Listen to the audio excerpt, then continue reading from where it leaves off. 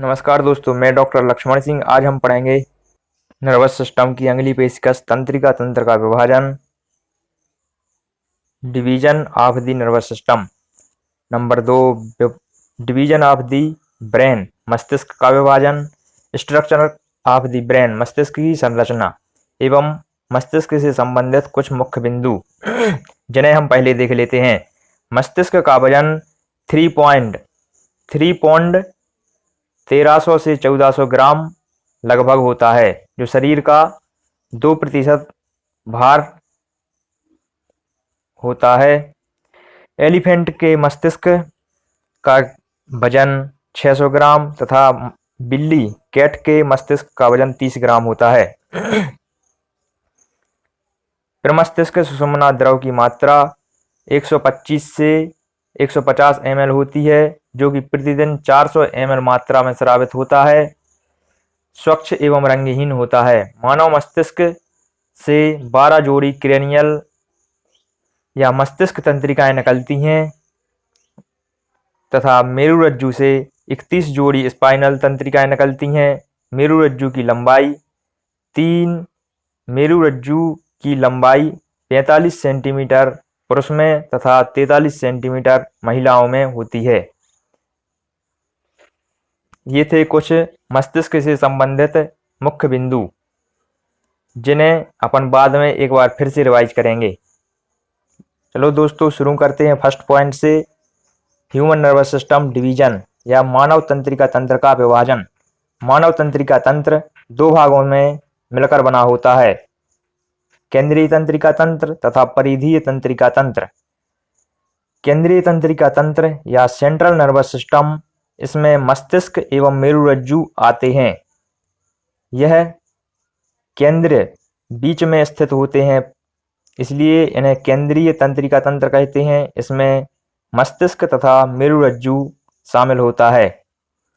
दूसरा होता है परिधीय तंत्रिका तंत्र। परिधीय मतलब केंद्र या मस्तिष्क और मेरुरज्जु के चारों साइड जो तंत्रिका तंत्र या तंत्रिकाएं जो फैली रहती हैं, उन्हें परिधीय तंत्रिका तंत्र कहते हैं। इसमें 2 प्रकार की तंत्रिकाएं होती हैं, संवेदी तंत्रिकाएं एवं गतिक तंत्रिकाएं या मोटर न्यूरॉन्स और सेंसरी न्यूरॉन्स। इन्हें न्यूरॉन्स को एक सम्मिलित वे में पाथ कहते हैं, संवेदी पाथ या संवेदी मार्ग। दूसरा गतिक मार्ग या motor pathway. Motor pathway further 2 भाग में डिवाइड रहता है। पहला होता है देहिक तंत्रिकाएं, दूसरी होती हैं स्वायत्त तंत्रिकाएं। देहिक तंत्रिकाएं वो तंत्रिकाएं होती हैं जिन पर नर्वस सिस्टम या ब्रेन या मेरुरज्जु का कंट्रोल होता है, जो मस्तिष्क एवं मेरुरज्जु के नियंत्रण में होती हैं। वह देहिक तंत्रिकाएं कहलाती हैं। दूसरी तंत्रिकाएं स्वायत्त तंत्रिकाएं होती हैं जिन पर मस्तिष्क एवं मेरुरज्जु का नियंत्रण नहीं होता है। यह ऐसी तंत्रिकाएं होती हैं जो स्वयं अपना नियंत्रण अपने आप से करती हैं, जैसे कि हृदयक पेशी या कार्डियक मसल। हृदयक पेशी जो होती हैं, उस पर मस्तिष्क या मेरुरज्जु का डायरेक्ट नियंत्रण नहीं होता है। वह स्वयं अपने आप को नियंत्रित करती हैं, जैसे कि हृदय की धड़कन, जो पंप करने की गति होती है, या फिर वह स्वयं इसकी मायोजेनिक मसल्स द्वारा नियंत्रित की जाती है। उस पर मस्तिष्क या मेरुरज्जु का डायरेक्ट प्रभाव नहीं होता है। दूसरा एग्जाम्पल, जैसे जीआईटी ट्रैक्ट में होने वाली पेरिस्टाल्टिक मूवमेंट या क्रमानुकुंचन गति, वह स्वायत्त तंत्रिकाओं द्वारा नियंत्रित होती है। उस पर मस्तिष्क या मेरुरज्जु का डायरेक्ट नियंत्रण नहीं होता है। वह स्वयं अपने आप को नियंत्रित करती है। जैसे क्रमानुकुंचन गति जो होती है, वह अपने आप मनुष्य को पता भी नहीं होता, वह अपना काम कर रहा होता है। और क्रमानुकुंचन गति पाचन के समय होती रहती है। उस पर मस्तिष्क या मेरुरज्जु का प्रभाव नहीं होता है। वह स्वयं अपने आप को जब पाचन की आवश्यकता होती है या भोजन को आगे प्रेषित करने के लिए स्वतः क्रमानुकुंचन गति होती रहती है। इस प्रकार के एग्जाम्पल से स्वायत्त तंत्रिका तंत्र सिस्टम को समझा जा सकता है। दूसरी होती हैं देहक तंत्रिका या वॉलेंटरी नर्वस सिस्टम, सोमेटिक या वॉलेंटरी नर्वस सिस्टम। सोमेटिक जो होती हैं उस पर मस्तिष्क के मेरुरज्जु का डायरेक्ट कंट्रोल होता है, जैसे कि हाथ की मांसपेशियां, अपर लिम्ब, लोअर लिम्ब की स्केलेटल मसल्स जो होती हैं उन पर मस्तिष्क का डायरेक्ट कंट्रोल होता है। अपने बिना सोचे समझे हाथ अपना एक स्थान से दूसरे स्थान तक गति नहीं कर सकता। इस प्रकार से वॉलेंटरी या देहक तंत्रिका के कार्य को समझा जा सकता है कि देहक तंत्रिकाएं जो होती हैं वह मस्तिष्क और मेरुरज्जु के प्रभाव में कार्य करती हैं, वह अपने आप कार्य नहीं कर सकती। जो स्वायत्त तंत्रिकाएं होती हैं वह फिर से दो भागों में विभाजित होती हैं, अनुकंपी एवं परा अनुकंपी। अनुकंपी जिन्हें सिंपैथेटिक तंत्रिकाएं बोलते हैं, दूसरी परा अनुकंपी जिन्हें पैरासिम्पैथेटिक तंत्रिकाएं बोलते हैं। अनुकंपी तंत्रिकाएं होती हैं जो भय, क्रोध, उत्तेजना आदि का नियंत्रण करती हैं। यह नियंत्रण अधिकतर मनुष्य के भीतरी एड्रीनेलिन नामक रासायनिक पदार्थ के उत्पन्न होने से होता है। एड्रीनेलिन एक हार्मोन होता है जो किडनी द्वारा स्रावित किया जाता है। इस हार्मोन के द्वारा भय, क्रोध, उत्तेजना आदि का नियंत्रण यह जो अनुकंपी तंत्रिकाएं होती हैं करती हैं। दूसरी परा अनुकंपी तंत्रिकाएं होती हैं। परानुकंपी तंत्रिकाएं इसके अपोजिट उल्टा कार्य करती हैं, जो हम बाद में विस्तार से पढ़ेंगे। इन सभी तंत्रिकाओं के कार्य विस्तार से बाद में दूसरे वीडियो में हम देखेंगे। अब देखते हैं केंद्रीय तंत्रिका तंत्र। केंद्रीय तंत्रिका तंत्र दो भागों में विभाजित होता है या दो भागों से मिलकर बना होता है, मस्तिष्क एवं मेरुरज्जु। मस्तिष्क समस्त मानव तंत्रिका तंत्र का प्रमुख भाग होता है, जो समस्त तंत्रिकाओं पर नियंत्रण का कार्य करता है। मस्तिष्क का यहाँ पर ये लोब डायग्राम दिखाया गया हुआ है। फ्रंटल लोब, 4 लोब मस्तिष्क में होते हैं, frontal lobe, parietal lobe, occipital lobe, temporal lobe. 4 lobes होते हैं। 3 पार्ट होते हैं, पहला अग्र मस्तिष्क, दूसरा मध्य मस्तिष्क तथा तीसरा पश्च मस्तिष्क, जो अभी अपन बाद में विस्तार से देखेंगे। देखते हैं दोस्तों दूसरा पॉइंट, मस्तिष्क का विभाजन।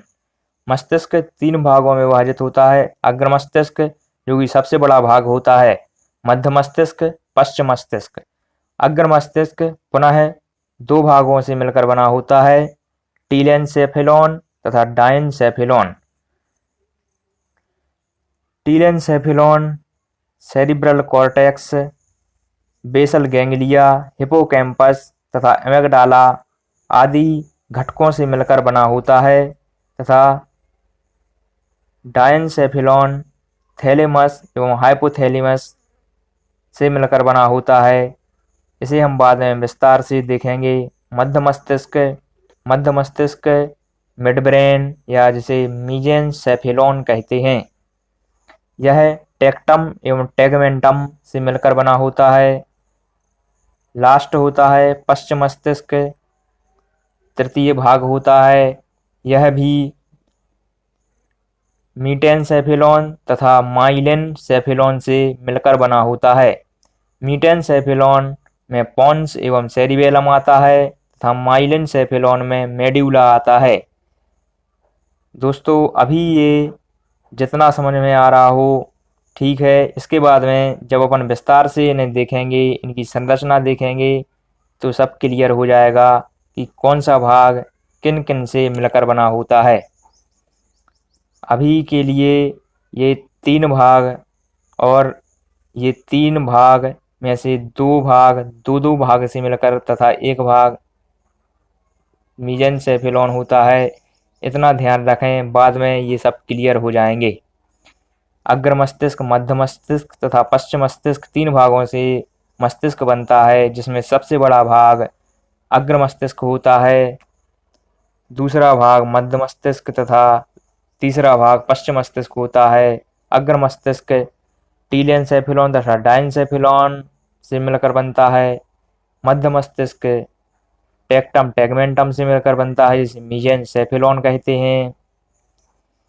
पश्चिम मस्तिष्क मीटेनसेफेलॉन तथा माइलेनसेफेलॉन से मिलकर बनता है। इन्हें बाद में अपन विस्तार से पढ़ेंगे। देखते हैं दोस्तों थर्ड पॉइंट, मस्तिष्क की संरचना। मस्तिष्क का डायग्राम यहाँ पर बना हुआ है। यह 3 भागों से मिलकर बना होता है, जैसे कि आप देख पा रहे होंगे। अग्र मस्तिष्क जो सबसे बड़ा भाग होता है, दूसरा मध्य मस्तिष्क मिडिल का पार्ट होता है, तीसरा पश्चिम मस्तिष्क जो अंतिम भाग होता है। इसके नीचे यहाँ से मेरुरज्जु की शुरुआत हो जाती है, जो कॉडा इक्यूना तक जाता है। अग्र मस्तिष्क सबसे बड़ा भाग होता है। इसमें कुछ उभार होते हैं, जिन्हें गायरी, तथा जो धंसा हुआ भाग होता है उसे सल्कस कहते हैं। ऊपरी उठे हुए भाग को गायरी या गायरस तथा धंसे हुए भागों को सल्कस कहते हैं। सल्कस की गहराई ऐसा कहा जाता है दोस्तों, जितनी अधिक होती है बुद्धिमत्ता उतनी अधिक होती है, क्योंकि सोचने, विचारने, निर्णय लेने आदि का कार्य अग्र मस्तिष्क के द्वारा ही किया जाता है। यह कहीं तक गलत नहीं है कि जिनकी गहराई जितनी अधिक होती है, बुद्धिमत्ता IQ लेवल उतना ही अधिक होता है। यह सही है। दूसरा भाग मध्य मस्तिष्क होता है, जिसमें डायनसेफेलॉन तथा थैलेमस उपस्थित होता है। तीसरा भाग पश्चिम मस्तिष्क होता है, जो पोन्स, मेड्यूला तथा सेरिबेलम से मिलकर बना होता है। यहाँ पर ये पोन्स होता है, 3 भागों से मिलकर बना होता है पश्चिम मस्तिष्क।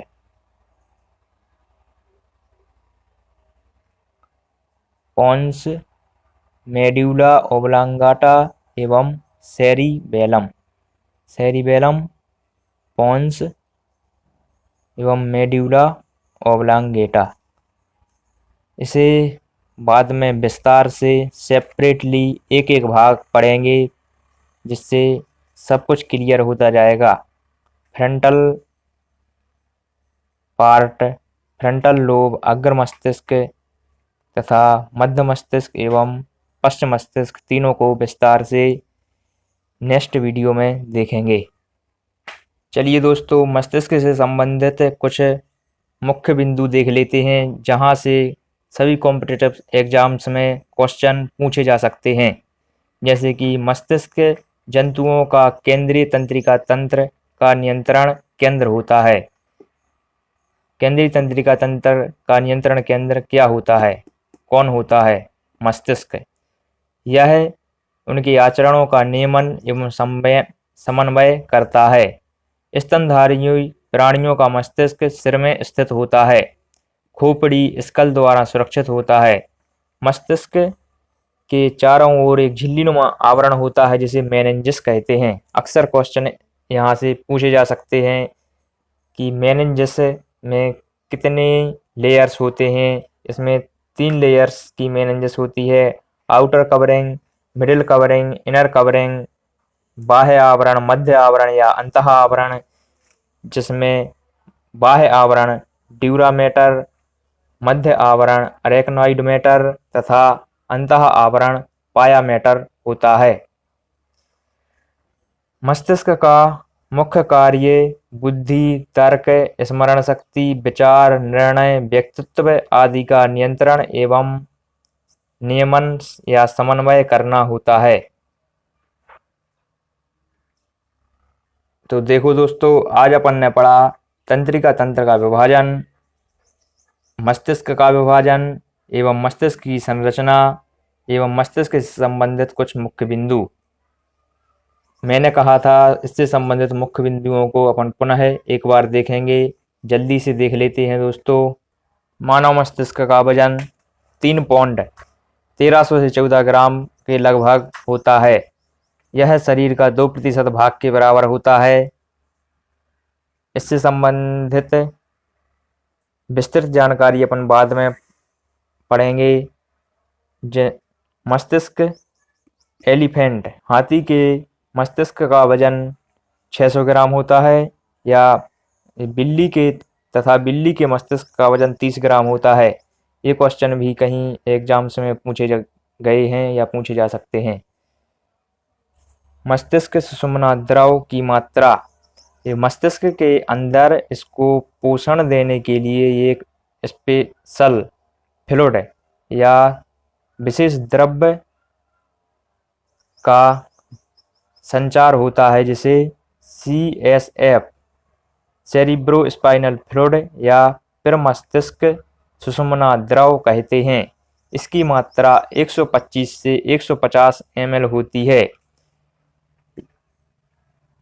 दोस्तों, इसकी जो मात्रा होती है वो है 125 से 150 ml सर्कुलेट होती है, मीन्स की संचरण में होती है।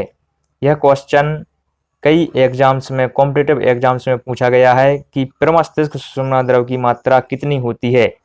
तो वह मात्रा 125 से 150 ml होती है, जबकि जो प्रतिदिन इसका सर्कुलेशन या स्रावण सिक्रीशन जो होता है वह 400 से 500 ml होता है।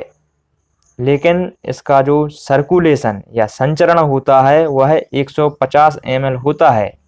बाकी का मस्तिष्क में ही एब्जॉर्ब या अवशोषित हो जाता है। स्पाइनल कॉर्ड तक इसका सर्कुलेशन 150 ml ही होता है। अगर इसका मात्रा पूछी जाती है तो 125 से 150 ml ही बताना है। अगर इसका श्रावण, प्रतिदिन श्रवण पूछा जाता है कितनी मात्रा में यह निकलता है, तब एक 400 से 500 ml लगाना है। अगर इसका वॉल्यूम या मात्रा पूछी जाती है तो 150 ml ही बताना है, 125 से 150 ml। मानव मस्तिष्क से 12 जोड़ी क्रेनियल या मस्तिष्क तंत्रिकाएं निकलती हैं तथा मेरुरज्जु से 31 जोड़ी स्पाइनल तंत्रिकाएं निकलती हैं। अगर मस्तिष्क से पूछी जाए कि कितनी जोड़ी तंत्रिकाएं निकलती हैं तो वह 12 जोड़ी 12 पेयर्स तथा मेरुरज्जु या स्पाइनल कॉर्ड से 31 जोड़ी 31 पेयर्स स्पाइनल तंत्रिकाएं निकलती हैं। मेरुरज्जु की लंबाई पुरुष तथा महिलाओं में अलग अलग होती है। पुरुष में इसकी लंबाई 45 सेंटीमीटर तथा महिलाओं में इसकी लंबाई 43 सेंटीमीटर होती है। यह थे मस्तिष्क से संबंधित परीक्षाओं में पूछे जाने योग्य कुछ प्रश्न। दूसरा पॉइंट था मानव तंत्रिका तंत्र। मानव तंत्रिका तंत्र 2 भागों से मिलकर बना होता है, केंद्रीय तंत्रिका तंत्र तथा परिधीय तंत्रिका तंत्र। केंद्रीय तंत्रिका तंत्र मस्तिष्क तथा मेरुरज्जु से मिलकर बनता है तथा परिधीय तंत्रिका तंत्र में तंत्रिकाओं से मिलकर बनता है, जो दो भागों में विभाजित होती हैं, संवेदी तंत्रिकाएं तथा चालक तंत्रिकाएं या गतिक तंत्रिकाएं। मनुष्य के विविध अंगों और मस्तिष्क के बीच संबंध स्थापित करने के लिए धागे से भी पतले स्नायु तंतु होते हैं। ये तंतु 3 प्रकार के होते हैं: संवेदी, चालक एवं स्वायत्त तंत्रिकाएं। 3 प्रकार के तंतुओं से मस्तिष्क और शरीर के बीच में संबंध होता है, जिन्हें संवेदी तंत्रिकाएं, चालक या गतिक तंत्रिका तथा स्वायत्त तंत्रिकाएं कहते हैं। उन तंत्रिकाओं को स्वायत्त तंत्रिकाएं कहते हैं जो मस्तिष्क में पहुंचकर एक दूसरे से संबंधित होती हैं और हृदय, फेफड़े, आमाशय, अंतड़ी, गुर्दे आदि की क्रिया को नियंत्रित करती हैं। बाह्य जगत से मनुष्य तक सूचना भेजने वाली तंत्रिकाएं संवेदी तंत्रिकाएं होती हैं। संवेदी तंत्रिकाएं वह तंत्रिकाएं होती हैं जो बाह्य जगत से सूचनाओं को मस्तिष्क तक ले जाती हैं, तथा गतिक तंत्रिकाएं या चालक तंत्रिकाएं वह तंत्रिकाएं होती हैं जो सूचना या आज्ञा, जवाब या रिस्पॉन्स को, सूचना को नहीं दोस्तों, जवाब या रिस्पॉन्स को मस्तिष्क से पुनः उस अंग तक वापस ले जाती हैं। वह गतिक तंत्रिकाएं या चालक या मोटर तंत्रिकाएं होती हैं। स्वायत्त तंत्रिकाएं पुनः 2 भागों में विभाजित होती हैं: अनुकंपी तथा परानुकंपी। अनुकंपी जो भय, क्रोध, उत्तेजना आदि का नियंत्रण करती हैं, तथा परानुकंपी इससे अपोजिट वर्क करती हैं, उल्टा कार्य करती हैं, जिन्हें विस्तार से बाद में देखेंगे। 3rd पॉइंट, मस्तिष्क 3 भागों से मिलकर बना होता है: अग्र मस्तिष्क, मध्य मस्तिष्क, पश्च मस्तिष्क। अग्र मस्तिष्क 2 भागों में विभाजित होता है या 2 भागों से मिलकर बना होता है: टीलेंसेफेलॉन, डायंसेफेलॉन। मध्य मस्तिष्क मीजेंसेफेलॉन तथा पश्च मस्तिष्क मीटेंसेफेलॉन या माइलेंसेफेलॉन होता है। नेक्स्ट वीडियो में दोस्तों हम मस्तिष्क की संरचना के बारे में विस्तार से पढ़ेंगे। उम्मीद करता हूँ यह वीडियो आपको पसंद आया होगा।